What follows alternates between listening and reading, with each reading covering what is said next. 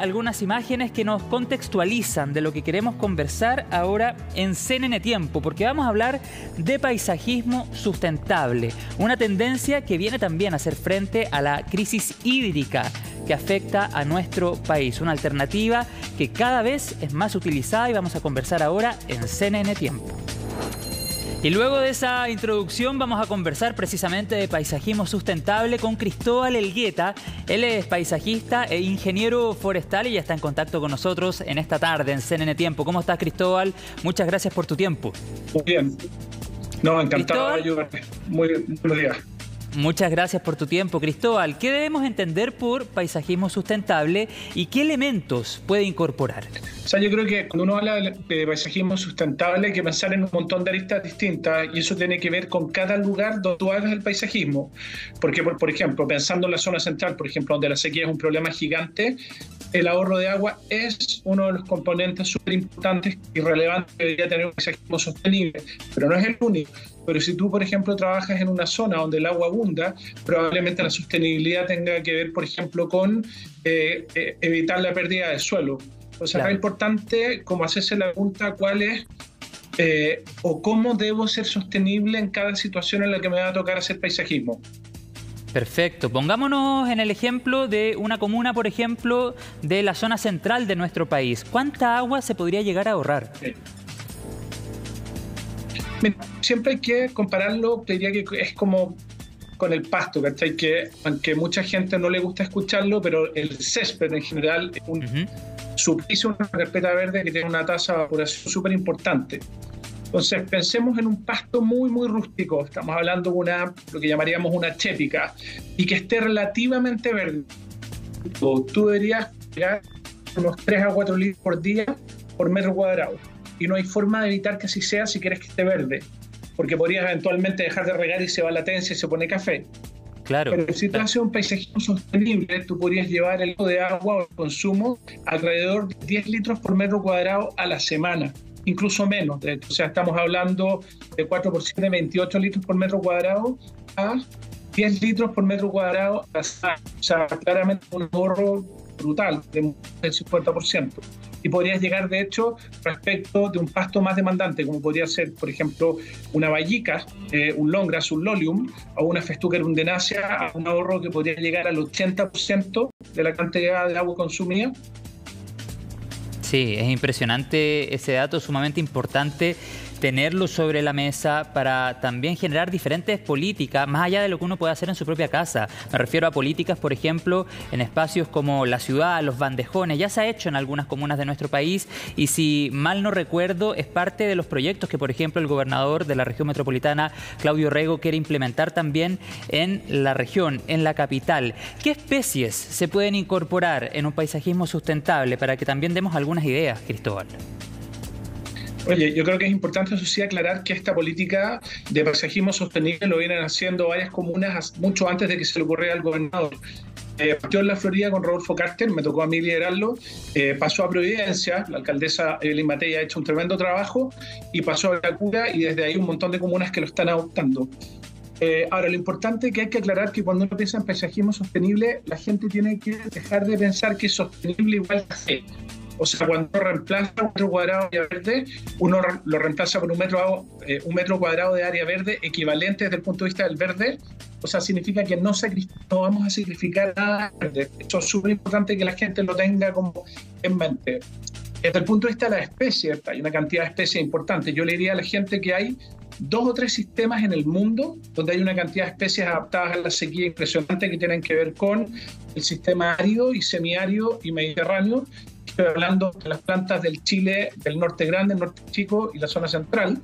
O sea, hay que pensar que muchas de las plantas nativas nuestras de la zona central soportan 4, 5, 6 meses de sequía sin ningún problema, siempre y cuando tengan suficiente agua en invierno. Eso es re importante. O sea, uno eventualmente podría cambiar, de hecho, la forma de regar, Alejandro. Uno podría regar en invierno, aunque suene extraño, y no en verano, preparando esas plantas para que puedan capear el verano, que es cuando el agua es más escasa. Y lo otro, que en otros lugares del mundo hay un montón de plantas impresionantes que sirven, pero hay que tener mucho cuidado con no ocupar plantas que tengan algún potencial invasor.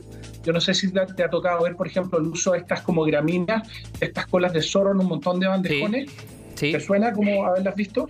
Bueno, Claro. muchas de esas gramíneas, como por ejemplo los de la familia de los Penicetum, como el Penicetum vilosum, el Penicetum cetaceum, son plantas que están súper bien adaptadas a la sequía, pero que tienen un potencial invasor macabro. Entonces, no se trata de elegir plantas que solo ahorren agua, se trata de elegir plantas que lo posible no sean invasoras, que al mismo tiempo parte de lo que ha hecho Providencia, Vitacura, y me imagino que es parte de lo que quiere hacer el gobernador.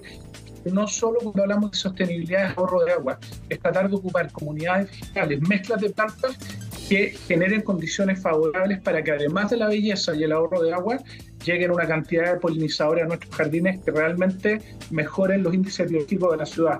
Súper importante, esto también es sostenibilidad. Claro, y súper importante también hacer la diferencia respecto a la zona geográfica de nuestro país. Tú decías, la sostenibilidad o el paisajismo sustentable no va a tener el mismo objetivo, por ejemplo, en una zona en sequía versus, por ejemplo, lo que puede suceder en el sur de nuestro país. Eso tú lo señalabas al comienzo y es un punto súper relevante. Y es importante también relevar lo que han hecho algunas comunas. Por eso yo te decía, ya ha habido trabajos en algunos sectores de la región metropolitana, pero tú coincidirás conmigo que es sumamente importante que una autoridad regional, ya sea el gobernador Orrego u otra autoridad regional en nuestro país, trate de masificar en lo posible esta tendencia para precisamente, en el caso de la zona central, atacar el problema de la crisis hídrica. De hecho, te quería contar también, tú tocabas el tema de las colas de zorro, diferentes ideas para llevar adelante un paisajismo sustentable. Los jardines de nuestro canal van en esa línea, así que cuando vengas nuevamente a nuestro canal te vas a poder dar cuenta que todos los jardines, todo el exterior de CNN Chile está en base a paisajismo sustentable. Y sobre eso quería que me dieras algunas ideas, porque la calidad parte por casa. Entonces, ¿qué idea le podemos dar a todas las personas que nos están viendo a esta hora de la tarde para implementar un paisajismo sostenible, sustentable en su propio antejardín, en su patio?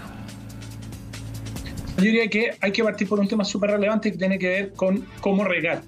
Yo diría que uno puede hacer un gran avance si le logra hacer entender a la gente que esta cosa de regar todo el tiempo es necesario. De hecho, te va a llamar la atención, Alejandro, pero muchas de las plantas que normalmente uno ve en Santiago, como por ejemplo laurentinas, quillayes, lavandas, que son plantas que todo el mundo conoce, son plantas que vienen en lugares del mundo donde la sequía es prácticamente permanente. Y sin embargo, tú ves que la gente las riega todos los días. O sea, yo podría partir de entender que el riego puede ser 1 o 2 veces por semana como máximo, que es mucho mejor regar más agua por riego, pero disminuir la frecuencia porque eso disminuye mucho la evaporación. También en todo lo que tiene que ver la cobertura del suelo. O sea, tener el suelo cubierto con piedra, por ejemplo, con unos 5, mejor, 10 centímetros de piedra, no solo reduce la aparición de maleza, sino que reduce la evaporación a prácticamente cero. Y eso significa que todo lo que tú riegas queda prácticamente con el calor.